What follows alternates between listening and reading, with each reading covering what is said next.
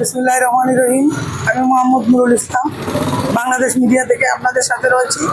এখন আপনারা যে পিছন দিকে দেখতে পাচ্ছেন,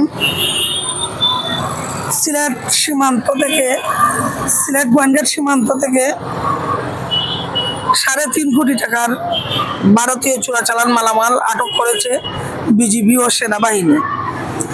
আপনারা এই যে প্রেস কনফারেন্সে বক্তব্য শুনছেন, সিও নাজমুল হক 48 বিজিবি, ওনার কাছ থেকে আপনারা পুরো বিষয়টা জেনে নেন।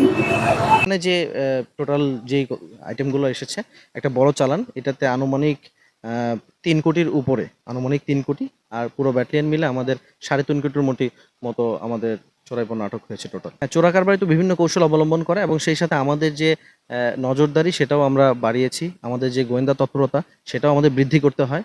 এখানে আপনারা দেখতে পাচ্ছেন যে এখানে বালি ভর্তি একটা ট্রাক তারা এরকম একটা আমাদের ধোঁকা দিয়ে যেতে চাচ্ছিল, বাট আমাদের গোয়েন্দা নজরদারি ছিল, সেই সংবাদের ভিত্তিতে আমরা এই ট্রাকটা আটক করতে সক্ষম হয়েছি।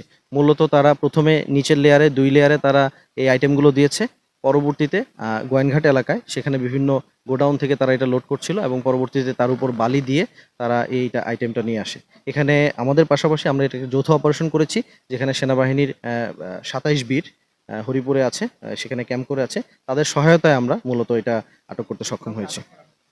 না, এটা আমরা আসলে আটক করতে পারি না। যখন আমরা ইনফরমেশনটা পেয়েছি তখন ট্রাক এবং তার যে সেকেন্ড সিটার ছিল তারা পালিয়ে যায়। এতক্ষণ বাংলাদেশ মিডিয়ার সাথে থাকার জন্য আপনাদেরকে ধন্যবাদ জানাচ্ছি। দৈনিক বাংলাদেশ মিডিয়া, সত্যের সন্ধানে সারাক্ষণ।